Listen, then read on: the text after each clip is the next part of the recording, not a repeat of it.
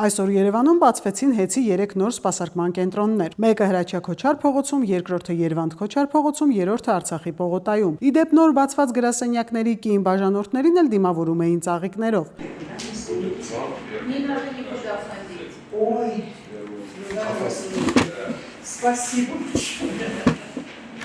Очень приятно. Вы рядом с нами, я здесь недалеко.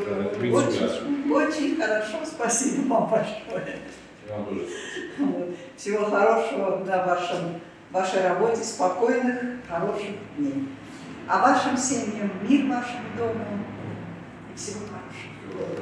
Հեծի ժամանակավոր կառավարիչ Ռոմանոս Պետրոսյանը մեզ հետ զրույցում տեղեկացրեց, որ մինչ այս հեծն ուներ ընդամենը 4 սպասարկման սրահ, իսկ այսօրվանից արդեն գործելու են 5 սրահներ։ Եվս 2 ամենայն հավանականությամբ կբացեն այս ամսվա վերջում։ Դրանից հետո կանցնեն մարզկենտրոններին։ Նրա խոսքով խնդիր է դրված, որ ամենասեղմ ժամկետներում բոլոր մարզկենտրոններում եւ խոշոր քաղաքներում ունենան սպասարկման սրահներ, որպեսզի բաժանորդներին իրենց կողմից մատուցվող ծառայությունները պատշաճ իրականացվեն առանց հերթերի, առանց աշխատակիցների գերծանրաբեռնվածության։ Քանի որ հեծի յուրաքանչյուր օպերատոր օրական մինչև 100 դիմում էր ընդունում, իսկ սպասարկման կենտրոնների ցանցն ընդլայնելով բավականին կթոթափեն այդ գերծանրաբեռնվածությունը։ Մինչ այս հեծի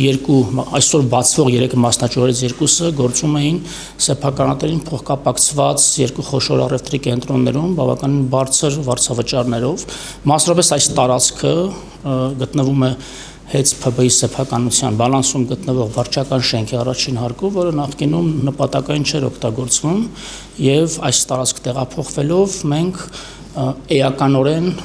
վարձավճարների ուղղությամբ արվող ծախսերի խնայողություններ ենք իրականացնում։ Մասնավորապես մոտակայքում առևտրի կենտրոնից մեկում ժամանակին տեղակայված սրահի համար հեծը ստիպված էր յուրաքանչյուր ամիս վճարել գրեթե 2.6 միլիոն դրամ ամսական վարձավճար։ Այս տեղափոխումով մենք որևէ վարձավճարի պարտավորություն չունենք եւ մեր սեփականություն հանդիսացող վարչական շենքում իրականացնում ենք մեր ծառայությունների մատուցումը։ Նույն սկզբունքներն է գործել մի շարք տարածքներում, այդ թվում նաեւ իմ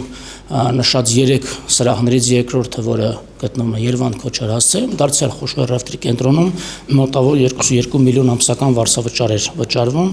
եւ շեշտակ իջեցնելով ինքնարժեքը մենք ընդամենը շուրջ 670,000 դրամ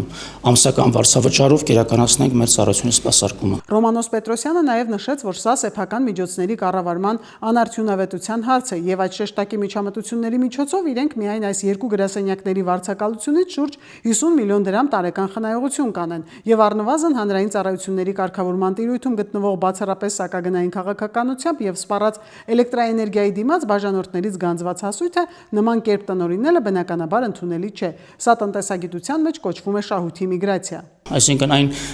ահռելի շահութաբերությունը մարժան, որ կար ժամանակին հեծում, որպեսզի որևէ կերպ այսպես ասած տեղավորվեր հանրային ծառայությունների կարգավորող հանձնաժողովի որոշմամբ սահմանված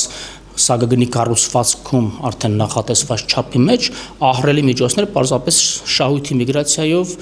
տեղափոխվում էին սեփականատերին փոխկապակցված ուղղակի կամ անուղղակիորեն ընկերությունների տնտեսվարման տիրույթ եւ ահա դրա վառապացույց նաեւ այս սրահի բացումն է, որը տևել են շաբաթներ եւ ի պատիվ մեր աշխատակազմի, մեր գործընկերների բոլոր մակարդակներում մենք ամիսների ընթացքում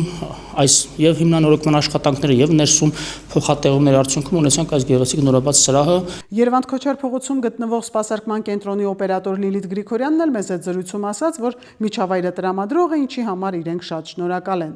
Ծանրաբեռնված ենք եղել բավականին, քանի որ սպասարկման գրասենյակները շատ չեն եղել, բնակիչների հոսքը շատ է,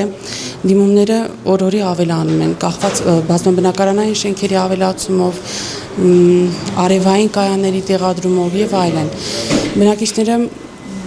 մեծ հոսքով էին գալիս սպասարկման գրասենյակները եղել են 4-ը, աշխատակիցները փորձել ենք միշտ ապահովել